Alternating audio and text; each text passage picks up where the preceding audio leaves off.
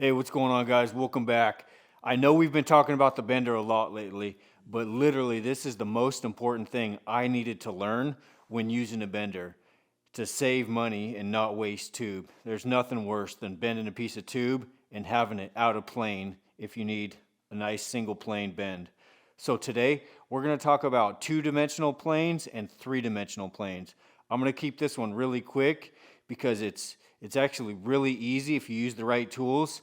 So let's get over here and get into this. All right, guys. So anytime you have more than one bend in a single piece of tube, that you get the potential to have an out of plane bend. So what that looks like is if you have one bend going one way, and if it's not perfectly clocked or level with the entire horizon, it has the potential to not be flat. You'll put it on a flat table, like a welding table, and you'll push on it and it'll rock.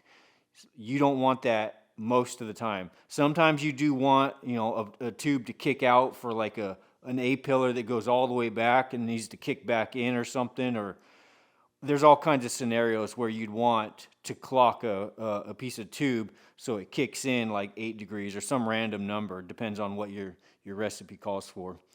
So let's show you some of the basic tools it takes to keep your tube clocked at 0 degrees and have a perfect bend every time. So I don't think I've told you guys yet, but if you look down on the bottom, I actually have a welded nut to the bottom of every corner of this stand and a half-inch 13 pitch thread half-inch bolt. That way I can level this die.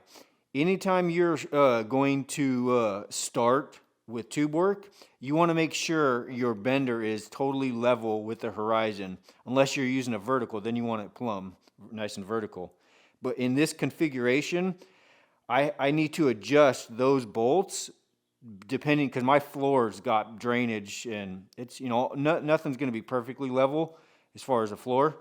But you actually don't want to level the bender. You want to level the die. So you can see here I've got this die positioned right at 0 degrees flat, and that's in all directions. You want both planes, X and Y. So you want to adjust it so both ways. So once you get your die level, then you can always have level tube. So the way that I like to lay out my tube, all of my bends, when I got multiple bends in a single tube, is I like to start at one end and have my long stick sticking out the backside where it's going to bend. So I'll put the tube rotation gauge all the way at the far end of the tube and then start my bends and then go to the next bend from there, clock the tube, making sure I'm back at 0 on the end of my tube rotation gauge on the dial indicator or the digital degree finder. And then I'll bring it in, I'll clock it back to 0, and I'll lock it down right there. And then that'll give me my next bend will be in two-dimensional plane, X and Y, with the previous bends.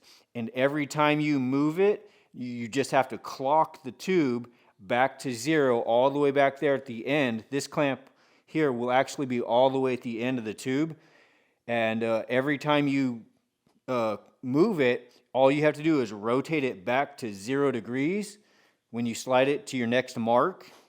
I'm not going to go over layout right now, but I'll start from one end and I'll just get it a bend on layout, bend it, slide it through to the next bend, clock it back to 0, clamp it down, bend it, and then if there's a third bend into it, pull it again, 0 it out, and do the same thing.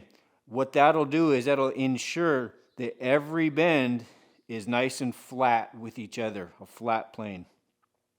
So like on maybe a continuous A-pillar, one that just goes up as an A-pillar back and then all the way back to the back, like on rock crawlers, we like to run a continuous rail so that when you're like off camber and sliding against a granite wall, you don't have like a tube from like the main hoop comes up and catches on the wall.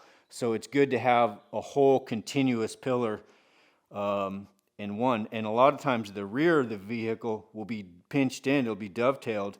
So you'll need zero, nice and flat plane, but on the last bend, you're actually going to have to kick that in 8 or 10 degrees or whatever the dovetail requires. So that's where a tube rotation gauge will come in handy. They're called plane of angle gauges. Whatever you guys call it, just know that what it does is it helps you position the tube, and clock the tube so it's in proper plane with whatever your recipe for your bend recipe calls for. So this tool right here, I'm going to bring you guys in and show you this one. This one's from TMR. This is a nice, simple, but really well-built clamp. It's knurled, and let me bring you guys in here real quick. All right, guys, so I really like this one. I got this one from TMR Customs. It goes from like 1/4-inch rod up to like 2.5-inch tube. It's got a real nice knurled thumb screw on it, so that way you can actually get it nice and snug and tighten it up. It's knurled so good that you don't even have to put a socket or a wrench on it. I like this one a lot, and it's machined perfectly square, so it's a nice right angle right here, and it accepts a digital angle finder. They call this a plane of angle bracket. It's basically a clamp that you can have a machined surface on to get your degree. It's extremely important to rotate your pipe, your tubes. I don't know why. I'm a building contractor. I deal with plumbers all the time. So I say pipe way too often. I apologize for that. But the tube, it's extremely important to keep the tube clocked so that everything's in the single plane, unless you want a 3-dimensional bend. And if you guys go back to any of my old videos, you'll see that I got TMR stuff all over the Jeep. They're awesome guys. They make good stuff. And I reached out to them to see if you guys, if they could give you a little discount code for this little bracket here. This thing is like $40 or something. They told me they'd give you 10%. I think it's 44. They'd give you guys 10% off. If you guys need an angle rotation bracket, go ahead and hit up TMR and TMR Customs and put in trail time in the coupon code, and they'll knock 10% off of the rotation gauge for you guys. And fill up your cart. They got awesome stuff, top of the line stuff. So that's basically it, bud. I promise you guys, we are done making tube bender content. I'm actually taking 2 weeks off from work starting next Friday, and I've got all of the parts I need to get this Jeep driving. So we're going to get back on the Willys project and get this thing wrapped up to a point so that we can start actually using it, beating on it, and breaking shit. Because it is springtime. It's mid-spring now. Summer's coming, and we need to be busting parts. So I'll see you guys next week with some more Willys content. So appreciate it, guys. Thank you.